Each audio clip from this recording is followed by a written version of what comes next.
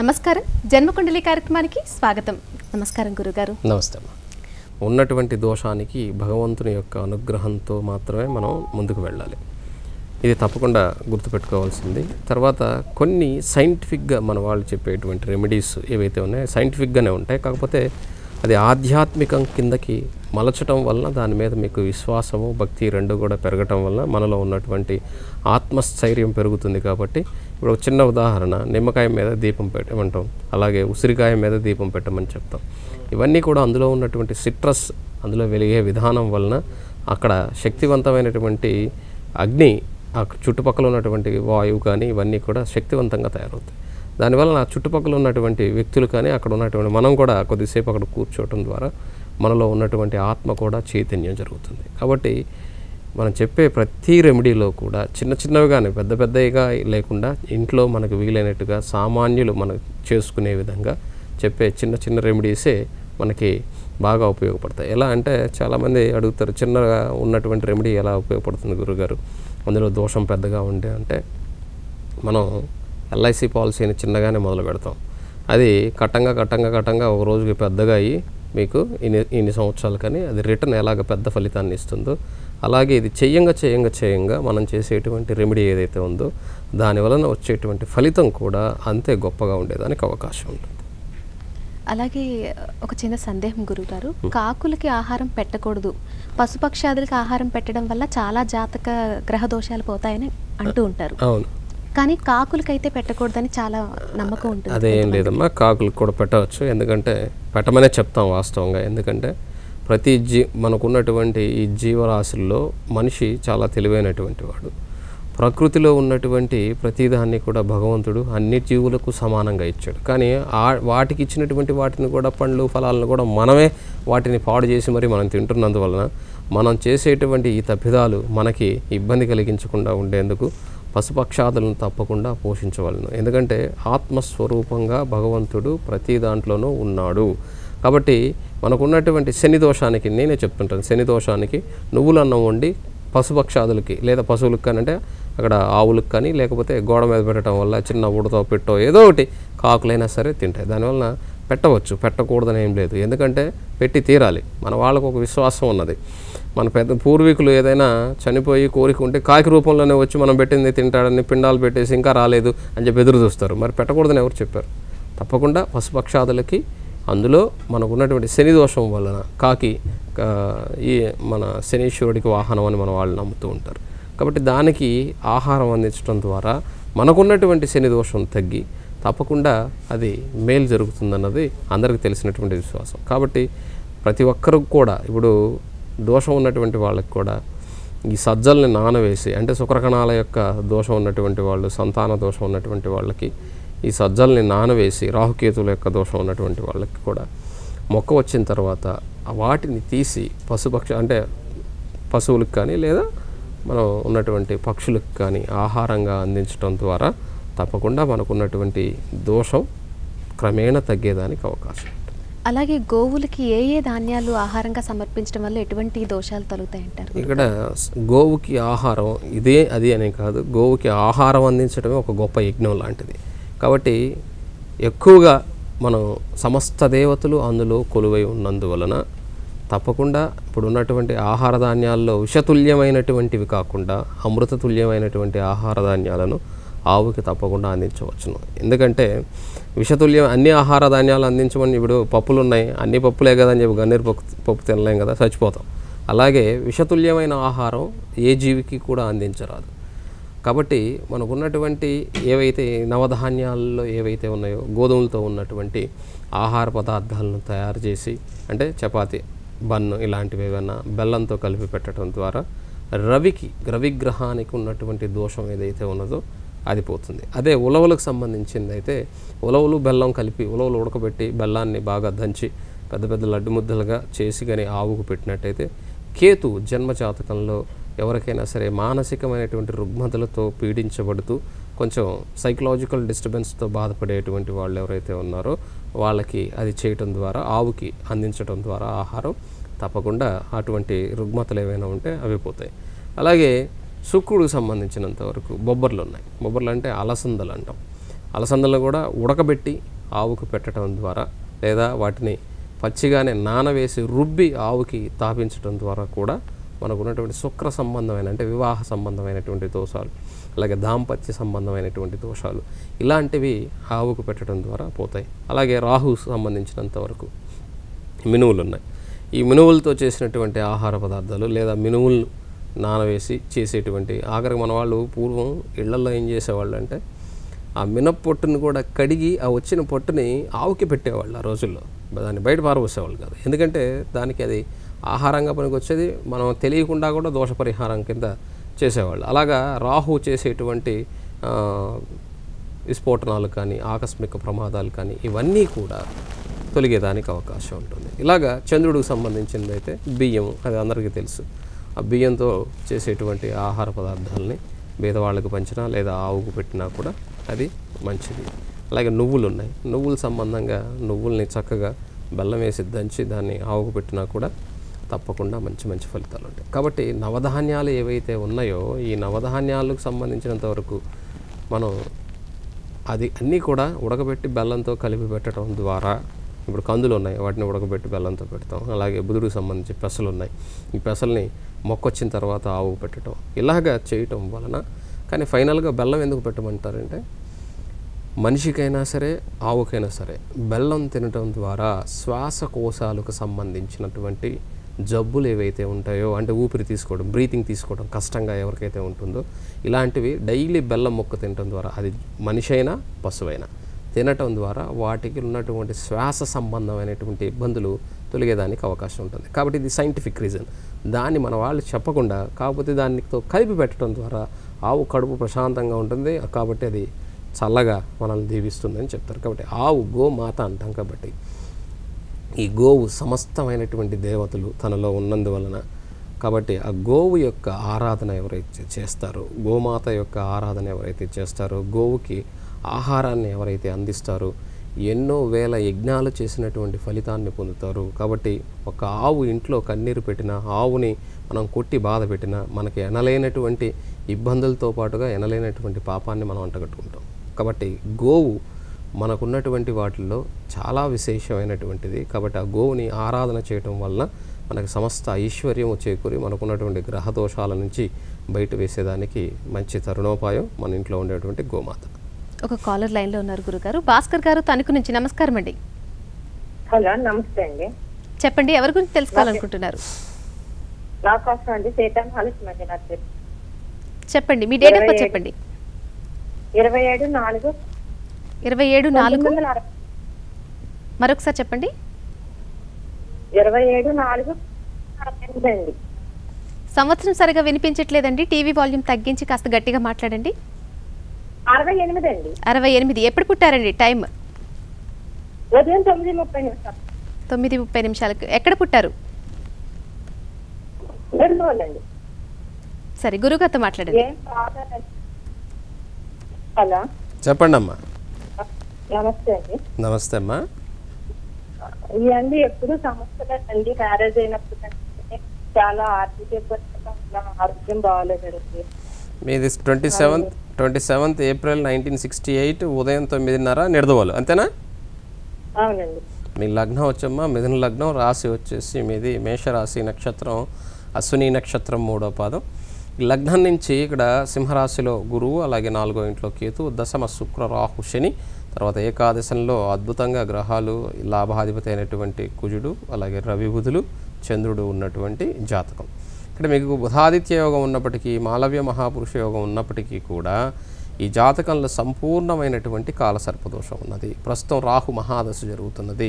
కాబట్టి తప్పకుండా ఈ రాహుకి కేతువుకి మీరు పూజ చేయించుకుంటూ ఉండాలి. ఈ రాహు మహాదశ మీకు 18 సంవత్సరాల కాలం ఉంటుంది. 18 సంవత్సరాల కాలం ఇక్కడ మీకు ఇబ్బంది కలిగించేదానికి అవకాశం ఉంటుంది. కాబట్టి ఎంత గొప్ప స్థితిని ఇచ్చినప్పటికీ ఇక్కడ మీకు ఇబ్బందులు కలుగుతాయి. కాబట్టి ఈ 18 సంవత్సరాల కాలం ఈ రాహు మహాదశ సంబంధించినంత వరకు మీకు అద్భుతమైనటువంటి ఫలితాలు మీకు రావాలి అంటే మాత్రం ఇక్కడ సర్పదోషానికి మీరు పరిహారం చేసుకుంటూ ఉండాలి. ఈ సర్పదోష పరిహారం చేయటం వలన మీకు ఈ రాహుదశ యోగకారకంగా ఉంటుంది. ఎందుకంటే మిత్రులతో కలిసి ఉన్నటువంటి రాహు కాబట్టి అది దశమస్థానంలో కేంద్రంలో ఉన్నందువలన మీకు అద్భుతమైనటువంటి ఫలితాలు కలుగుతాయి. అలాగే ఏకాదశంలో 4 గ్రహాలు కూటమితో పాటు ఏకాదశానికి అధిపతి అయినటువంటి కుజుడు, అలాగే లగ్న 4వ స్థానాధిపతి బుధునితో, అలాగే పరాక్రమాధిపతి అయినటువంటి రవితో, అలాగే ధనాధిపతి అయినటువంటి చంద్రుడితో చేరి ఏకాదశంలో ఉన్నందువలన ఏకాదశంలో 4 గ్రహాలు ఉండటం యోగమే. అందులో ఉచ్చస్థానంలో ఉచ్చస్థానాధిపతితో కలిసి అక్కడ ఉండటం కూడా చాలా మంచిది. అది కానీ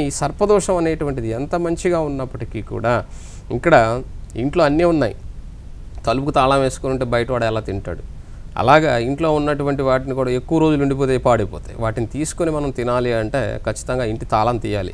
ఆ తాళం తీయాలంటే రాహుకేతులు అక్కడ ఇబ్బంది పెట్టేదానికి తాళం వేసుకొని కూర్చోన్నారు. కాబట్టి ఆ రాహుకేతుల యొక్క పరిహారం మనం చేసుకోవటం ద్వారా మీకున్నటువంటి ఏవైతే సమస్యలు ఆరోగ్యంగా అలాగే ఆర్థికంగా ఉన్నటువంటి సమస్యల నుంచి బయటపడితే ఆకస్మికంగా మీకు మంచి అద్భుతమైనటువంటి యోగాన్ని కలిగించేదానికి మీ జాతకం ఉపయోగపడేదానికి అవకాశం ఉంటుంది. కాబట్టి రాహుకేతుల యొక్క పూజ మాత్రం తప్పకుండా మర్చిపోకుండా చేసుకోవడం మంచిది. మరొక కాలతో మాట్లాడదాం గురుగారు. శ్రీదేవి గారు నెల్లూరు నుంచి. నమస్కారం అండి. నమస్తే మేడం. నమస్కారం అండి. చెప్పండి, ఎవరి గురించి తెలుసుకోవాలనుకుంటున్నారు? మా బ్రదర్ గురించి అండి. చెప్పండి, ఆయన డేట్ ఆఫ్ బర్త్ చెప్పండి, పుట్టిన సమయం, ప్లేస్ చెప్పండి. 29/7/79 అండి. 79. టైం చెప్పండి. ఉదయం 6:30 అండి. ఉదయం 6:30 అవునండి. ఎక్కడ పుట్టారండి? నెల్లూరు అండి. నెల్లూరు. గురుగారు ఉన్నారు, గురుగారితో మాట్లాడండి. చెప్పండి అమ్మా. నమస్తే గురుగారు. నమస్తే అమ్మా. అబ్బాయి జాబ్ సెటిల్ అవుతాడా లేదా, అసలు లైఫ్ ఎట్లా ఉంది అనేది. ఇక్కడ ఈ అబ్బాయి లగ్నం వచ్చేసమ్మా కర్కాటక లగ్నం, రాశి కన్యా రాశి, నక్షత్రం వచ్చేసి ఉత్తరా నక్షత్రం 3వ పాదం, దీన్ని ఉత్తర ఫల్గుని నక్షత్రం అంటాం. అయితే ఇక్కడ జన్మజాతక రీత్యా లగ్నంలో గురువు ఉచ్చస్థితిలో శుక్రునితో రవితో బుధుడితో, బుధుడు వక్రించి 2వ ఇంట్లో రాహువు శని, 3వ ఇంట్లో చంద్రుడు, అష్టమ కేతు, ఏకాదశ కుజుడు. ఇక్కడ జాతకంలో 2వ ఇంట్లో కుటుంబ స్థానంలో ధనస్థానంలో రాహువు అలాగే శని కూర్చొని ఉండటం, ఇది కుటుంబ సంబంధంగా ధన సంబంధమైనటువంటి ఇబ్బందులను కలగజేస్తూ ఉంటుంది. రాహుదశ అయిపోతుందమ్మా, గురు మహాదశ వస్తుంది. ఈ జూన్ 1వ తారీఖు నుంచి, జూన్ 1, 2016 నుంచి ఈ గురువు లగ్నంలో ఉచ్చస్థితిలో కలిగి ఉన్నాడు. అద్భుతమైనటువంటి ఫలితాలను ఇస్తాడు. ఈ రాహుదశ అయిపోతుంది కాబట్టి చంద్రుడు మాత్రమే బయట ఉండి మిగతా గ్రహాలన్నీ కూడా రాహుకేతువుల మధ్యలో బంధింపబడి ఉన్నందువలన దుర్గాదేవి యొక్క ఆరాధన చేసుకోమనండి. దుర్గామాత గుడికి వెళ్ళమనండి. లేదా నెల్లూరు అయితే అమ్మవారు రాజరాజేశ్వరి టెంపుల్ అక్కడ ఉంది కాబట్టి దర్గా కరెంట్ ఆఫీస్ దగ్గర తప్పకుండా అమ్మవారి గుడికి వెళ్తూ ఉండమని చెప్పండి. రేపు జూన్ నుంచి మాత్రం ఇతనికి అన్ని విధాల చక్కగా అద్భుతమైనటువంటి ఫలితాలను అందించేందుకు గురు మహాదశ వస్తుంది. ఆ గురుదశ అద్భుతమైనటువంటి ఫలితాలను ఇస్తుంది కాబట్టి మంచి స్థిరత్వం కలిగి ఉంటాడు. రాంగాల్నే ఎవరికి స్థిరత్వం ఉండదమ్మా, మినిమం 2-3 ఏళ్ళు పడుతుంది. ఇప్పటికీ ఆలస్యం అయింది కాదనట్లేదు. ఆ గురుదశ వస్తుంది. వచ్చిన 3 ఏళ్ల తర్వాత అంటే అతని జాతకరీత్యా అతనికి 38-39 సంవత్సరాల వయసులో అతనికి సెటిల్మెంట్ అనేది ఉంది. కాబట్టి మీరు కంగారు పడాల్సిన అవసరం లేదు. ప్రతి మనిషి ఒక రోజున తప్పకుండా గొప్పవాడవుతాడు అనుకోకుండానే. ఎవరైతే ఈ ప్రపంచం పనికి మాలినోడు అనుకుంటారో వాడు ఖచ్చితంగా పనికొస్తాడు. ఎందుకంటే ఈ ప్రపంచానికి కాకుండా అతను ఏదో ప్రయోగం చేస్తూనో ఏదో ఆలోచనలోనో లేకపోతే అతని భవిష్యత్తు కోసం ఏదో ఒక ప్రయోగం చేసుకోకుండా ఎవరు ఉండరు. అది ఈ లోకానికి అర్థం కాదు. ఎందుకంటే అది అనుభవించిన వాడికే తెలుస్తుంది. కాబట్టి పనికి మాలినోడు ఎవరూ ఉండరమ్మా. అద్భుతంగా అతని యొక్క జీవితాన్ని బాగుపెట్టుకుంటాడు. 16 ఏళ్ళు ఆ దశ అతనికి మంచి స్థితిగతులను కలిగిస్తుంది. మరొక కాలతో మాట్లాడదాం గురుగారు. శర్మ గారు వైజాగ్ నుంచి. నమస్కారం అండి. నమస్కారం అండి. ఎవరి గురించి తెలుసుకోవాలనుకుంటున్నారు? అది నా గురించి అండి. చెప్పండి, కాస్త గట్టిగా చెప్పండి. 14/12/1979. 1979 సార్. ఎన్ని గంటలకండి? ఉదయం 5 గంటలకండి. తెల్లవారి శుక్రవారం. అవును. ఏ ఊర్లో మీరు పుట్టింది? తెల్లవారి శుక్రవారం ఉదయం 5 గంటలకు. ఏ ఊర్లో పుట్టారు శర్మ గారు? అనకాపల్లి సార్. అనకాపల్లి. అనకాపల్లి అంటే జాబ్ మానేయడం అలాగే ఫ్యామిలీ. ఇక్కడ శర్మ గారు మీ లగ్నం వచ్చేసండి వృచ్చిక లగ్నం, రాశి వచ్చేసి కన్యా రాశి, నక్షత్రం చిత్తా నక్షత్రం 1వ పాదం అండి. జాతకంలో వృచ్చిక లగ్నంలో రవి అలాగే బుధుడు, 2వ స్థానంలో వ్యయాధిపతి అయినటువంటి సప్తమాధిపతి అయినటువంటి శుక్రుడు ఇక్కడ జాతకంలో 2వ స్థానంలో ఉండటం కుటుంబ సంబంధమైనటువంటి దోషాన్ని ఇస్తుంది. అయితే గురువు యొక్క దృష్టిలో ఉన్నప్పటికీ గురు రాహులు కుజుడు కలిసి ఉండడం వలన అయితే కొంత కోపగ్రస్త యోగం అక్కడ కుజరాహుల యొక్క కలయిక ఉండటం, వాళ్ళతో చేరినటువంటి గురువు ఉండటం, ఎప్పుడైతే గురురాహుల కలయిక ఎప్పుడైతే ఉన్నదో ఇప్పుడు కూడా అదే గురురాహుల కలయిక అదే సింహరాశిలో ఉన్నది. మీకు సంపూర్ణమైనటువంటి అపసవ్య కాల సర్పదోషంలో గ్రహాలు ఉండిపోవటం, వీటన్నిటికీ గల కారణం దశమంలో వచ్చేసి వృత్తి సంబంధ స్థానంలో మీరు అడిగినటువంటి రెండింటికి కారణాలు అవే. ఏంటంటే గురురాహుల యొక్క కలయిక ఇక్కడ జాతకంలో కుజునితో కూడా కలిసి సింహరాశిలో ఉండటం, పరివర్తన యోగం కలిగి ఉన్నప్పటికీ కూడా అక్కడ ఉన్నటువంటి స్థితిగతులు ఇబ్బంది కలిగిస్తాయి. శనిచంద్ర యోగం మీకు ఏకాదశంలో ఉంది. ఈ ఏకాదశంలో ఉన్నటువంటి శనిచంద్రులు మంచి ఫలితాలను ఇస్తాడు. మీకు అద్భుతమైనటువంటి ఇంట్లో కొన్ని ఇబ్బందులు కలిగి ఉన్నా మీరు ఎప్పుడూ హ్యాపీగానే ఉంటారు, అందులో ఎటువంటి ఇబ్బంది ఉండదు అన్ని విధాలా కూడా. కాకపోతే ఈ శుక్రుడు సప్తమాధిపతి అయి రెండో ఇంట్లో గురువు యొక్క దృష్టిలో రాహువుతో కలిసినటువంటి గురువు యొక్క దృష్టిలో ఉండటం వలన కొంత ఇబ్బందులు కలుగుతూ ఉంటాయి. ఈ కాల సర్పదోషానికి పూజ చేసుకుంటూ ఉండటం ద్వారా మీకు అమోఘమైనటువంటి ఫలితం ఉండేదానికి అవకాశం. గురు మహాదశలో చంద్రుల్లో రాహు అయిపోతుంది రేపు మే 20కి, అక్కడి నుంచి మీకు బాగుండేదానికి అవకాశం. మరొక కాలర్తో మాట్లాడదాం గురుగారు. దుర్గాదేవి గారు కాకినాడ నుంచి. నమస్కారం అండి. నమస్కారం అండి. నమస్కారం అండి. ఎవరి గురించి తెలుసుకోవాలనుకుంటున్నారు? నా గురించే అండి. మీ డేట్ ఆఫ్ బర్త్ చెప్పండి. 4/1997 రాత్రి 10 గంటల 10 నిమిషాలండి. రాత్రి 10 గంటల 10 నిమిషాలకు. అవునండి. ఎక్కడ పుట్టారండి? కాకినాడలో అండి. కాకినాడ. గురుగారితో మాట్లాడండి. నమస్తే అండి. నమస్తే అమ్మా. 2 ఏప్రిల్ 97 కదా? 18 ఏప్రిల్ 1997 అండి. 18 ఏప్రిల్ మాకు అక్కడ 2 అని వినిపించింది, అందుకనే మళ్ళీ కన్ఫర్మ్ కోసం నేను చెప్పాను. 18 ఏప్రిల్ 97.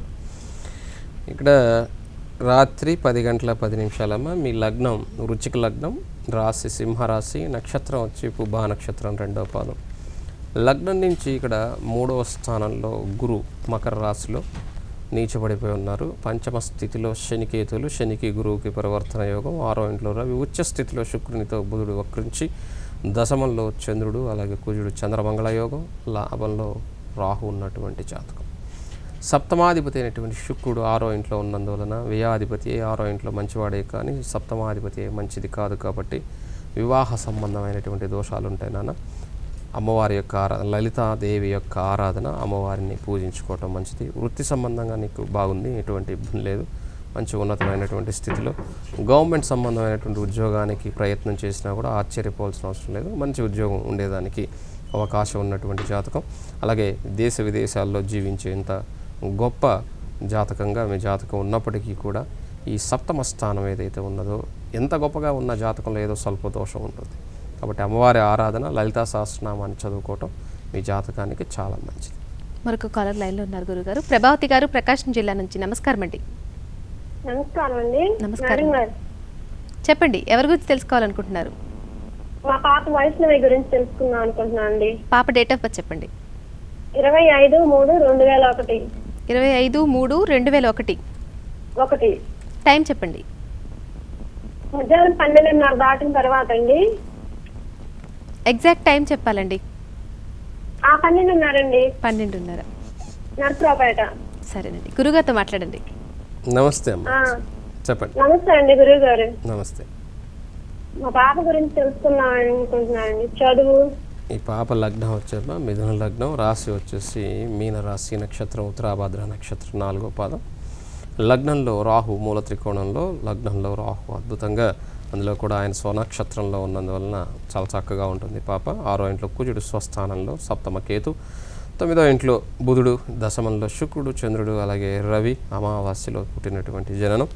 12వ ఇంట్లో శనితో పాటుగా గురువు ఉన్నటువంటి జాతకం. శుక్రుడు ఇక్కడ పరివర్తన యోగం ఉంది, ఇక్కడ కూడా గురువుకిను అలాగే శుక్రునికి ఇదేమీ ఇబ్బంది కలిగించదు, మంచి జాతకమే, బాగా చదువుకుంటుంది పాప. లగ్న విద్యాస్థానాధిపతి అయినటువంటి బుధుడు జాతకంలో భాగ్యరాశిలో ఉన్నందువలన తప్పకుండా బాగుంటుంది. ఇప్పుడు మహాదశ జరుగుతుంది, రాహు యొక్క అంతర్దశ. ఏం కంగారు పడాల్సిన అవసరం లేదు, అద్భుతంగా ఉంది. చదువు, విద్య, ఉద్యోగము ఇవన్నీ కూడా చాలా బాగున్నాయి, ఏం భయపడాల్సింది ఏమీ లేదు. కాకపోతే జాతకంలో అష్టమాధిపతి భాగ్యాధిపతి అయినటువంటి శని వ్యయంలో ఉన్నప్పటికీ గురువుతో కూడా అది మిత్రరాశి కాబట్టి ఏం పర్వాలేదు. వాళ్ళ నాన్నగారి హెల్త్ అలాగే ఆయనకున్నటువంటి ఇబ్బందుల నుంచి కొంత బయటపడాలి అంటే మాత్రం ప్రతిరోజు కూడా విష్ణువు యొక్క ఆలయానికి, వైష్ణవుడు యొక్క ఆలయానికి అంటే రాముడు గుడికో కృష్ణుడి గుడికో ఇలాగా వెళ్తూ ఉండమని చెప్పండి. ప్రతి శనివారం కూడా లేదా బుధవారం కానీ స్వామివారికి తులసిమాలను సమర్పించడం చేస్తే ఇంకా బాగుంటుంది. మరొక కాలర్తో మాట్లాడదాం గురుగారు. వైజాగ్ నుంచి సురేష్ గారు, నమస్కారం అండి. నమస్కారం మేడం. నమస్కారం అండి. ఎవరి గురించి తెలుసుకోవాలి? నా గురించి madam. Me date of birth చెప్పండి. 14/5/78. టైం చెప్పండి. ఉదయం 11:30కి. 11:40. ఎక్కడ పుట్టారండి? ఈస్ట్ గోదావరి. గురుగారు ఉన్నారు, గురుగారితో మాట్లాడండి. చెప్పండి సార్. అయ్యా నమస్కారం సార్. Vizag sir 14/5/78 sir. జాతర ఎలా ఉంటుంది ఏంటంటే? మీది లగ్నం వచ్చేసి కర్కాటక లగ్నం, కర్కాటక రాశి, నక్షత్రం ఆశ్లేష నక్షత్రం 1వ పాదం. లగ్నంలో చంద్రమంగళ యోగం ఉంది, అద్భుతమైనటువంటి యోగం. 2వ ఇంట్లో శని, ఇదొకటే కొంత ఇబ్బంది. అష్టమాధిపతి అయినటువంటి వాడు కుటుంబ స్థానంలో ఉండటం మీకు దోష కారణం. అలాగే 3వ ఇంట్లో రాహు, అలాగే 9వ ఇంట్లో కేతు, 10వ ఇంట్లో అద్భుతంగా రవి బుధుల యొక్క అద్భుతమైన యోగం. ఏకాదశంలో ఏకాదశానికి అధిపతి అయినటువంటి శుక్రుడు, అలాగే జాతకంలో 12వ ఇంట్లో గురువు. కాలసర్పదోషం ఉన్నది. ఈ కాలసర్పదోషానికి పరిహారం చేసుకోవటం మంచిది మీకు. ఎందుకంటే ఈ అద్భుతమైనటువంటి రవి బుధుల యొక్క యోగము, ఏకాదశానికి అధిపతి అయినటువంటి శుక్రుడు ఏకాదశంలో ఉండటం మంచి యోగాన్ని, లగ్నాధిపతి లగ్నంలో అలాగే చంద్రమంగళ యోగం కలిగి ఉన్నప్పటికీ, రవి బుధుల యోగం కలిగి ఉన్నప్పటికీ కూడా మీ జాతకంలో ఉన్నతమైనటువంటి ఫలితాలని ఇవ్వాలి అంటే, మనకున్నటువంటి ఇబ్బందుల్ని తొలగిపోవాలంటే ఈ రాహుకేతువులకు తప్పనిసరిగా పూజ చేస్తూ శనికి కూడా చేసుకోవాలి. ఎందుకంటే అష్టమాధిపతి ఇక్కడ ధనస్థానంలో ఉన్నందువల్ల. కాబట్టి ఎంత గొప్ప స్థితికి వెళ్ళిన ధనాన్ని నిలబెట్టుకోవడానికి అవకాశం తక్కువగా ఉంటుంది. కాబట్టి ఆ శని ఇక్కడ ఇబ్బంది కలిగించకుండా ఉండాలంటే రాహుకేతువులకి అలాగే శనికి తప్పక పరిహారం చేసుకోవడం, అభిషేకం కానీ దీపం పెట్టడం కానీ నవగ్రహాల్లో వెళ్ళి చేస్తూ ఉండటం వల్ల ఆదివారం లేదా ఒకరోజు మంగళవారం ఏదో ఒక రోజు చూసుకొని చేయడం వల్ల మీకు మంచి జరిగేదానికి అవకాశం ఉంటుంది. మరొక కాలర్తో మాట్లాడదాం గురుగారు. శ్రీకాకుళం నుంచి జగదీశ్వర్ గారు, నమస్కారం అండి. నమస్తే అండి. నమస్కారం అండి. ఎవరి గురించి తెలుసుకోవాలనుకుంటున్నారు? నేను జ్యోత్స్న అని, డేట్ ఆఫ్ బర్త్ 17/6/92. 17/6/92. టైం చెప్పండి. జ్యోత్స్న అండి మా పాప. పాప పుట్టిన సమయం చెప్పండి. 17/6/92. సమయం చెప్పండి. టైం బుధవారం 9:30 అండి. ఉదయం అండి ఇది? 9:30. ఎక్కడ పుట్టిందండి పాప? రాత్రి 9:30 ఎక్కడ పుట్టింది? జగదీశ్వర్ గారు, మీరు టీవీ చూస్తూ మాట్లాడద్దు, మీరు ఫోన్లోనే మాట్లాడాలి. టీవీ చూడట్లేదు. మరి మీ వాయిస్ మళ్ళీ రిటర్న్ మాకు వినపడుతుంది టీవీలో వాయిస్. కాబట్టి మేము చెప్పేది మరి అర్థం అవుతుంది కదా. మరి మీకు ఫోన్లోనే మరి 4 సార్లు మీరు చెప్పాల్సిన అవసరం లేదు. ఏ ఊర్లో పుట్టారు చెప్పండి. రాత్రి 9:30 17/6/92. మీరు మారండి నిజంగానే. ఏ ఊర్లో పుట్టారండి? లగ్నం వచ్చేసి లగ్నం వచ్చి మకర లగ్నం, మకర రాశి, నక్షత్రం ఉత్తరాషాఢ నక్షత్రం ఇక్కడ జాతకంలో 2వ పాదం. లగ్నంలో శని వక్రించి చంద్రునితో పాటుగా శని చంద్రుల యొక్క యోగం ఉన్నది. 4వ ఇంట్లో కుజుడు ఉన్నాడు. ఇక్కడ దీన్ని రుచిక మహాపురుష యోగం అంటాం. అయినప్పటికీ కూడా 4వ స్థానం స్వస్థానమై ఉన్నప్పటికీ కూడా ఇక్కడ మేము చెప్పేది మీరు ఎందుకు లేదు, ఈ జాతకం చెప్తుంది. వాళ్ళ మదర్ అలా ఉంటుంది. మరి కుజుడు 4వ ఇంట్లో ఉన్నందువలన కుజుడు ఉన్నటువంటి లగ్న దోషం అక్కడ 4వ స్థానంలో మాతృస్థానంలో ఉండటం వలన ఆ కుజుడు అలాగా ఉంటాడనమాట. తర్వాత 6వ ఇంట్లో రవి అలాగే శుక్రుడు కేతు బుధుడు ఉన్నారు. ఈ రవి బుధుల యొక్క యోగంతో పాటుగా 8వ ఇంట్లో గురువు ఉన్నాడు, 12వ ఇంట్లో రాహు ఉన్నాడు. ఇప్పుడు రాహు మహాదశ జరుగుతున్నది. ఇక్కడ రాహులో కూడా గురువు వస్తున్నాడు. రేపు మే 24వ తారీఖు నుంచి ఈ రాహులో గురువు జరుగుతుంది. కాబట్టి కొంత ఆరోగ్య సంబంధమైనటువంటి విషయాలు కొంచెం జాగ్రత్తగా చూసుకోవటం మంచిది పాపకి. అందులో కూడా వివాహ సంబంధమైనటువంటి విషయాల్లో ఆవిడ నిర్ణయమే నెగ్గేదానికి అవకాశం ఉంటుంది. ఎందుకంటే లగ్న శని, అందులో సప్తమాధిపతి అయినటువంటి చంద్రుడితో కలిసి లగ్నంలోనే ఉండటం, 4వ ఇంట్లో కుజుడు స్వస్థానం, అలాగే 6వ ఇంట్లో బుధుడు ఉండటం కారణమవుతుంది. కాబట్టి వివాహం ఆమిష్ట ప్రకారం జరిగేదానికి అవకాశం ఉంటుందమ్మా. మీ అమూల్యమైన సమయాన్ని వెచ్చించి చాలా చక్కటి పరిష్కార మార్గాలు తెలియజేశారు గురుగారు. ధన్యవాదాలండి. నమస్తే.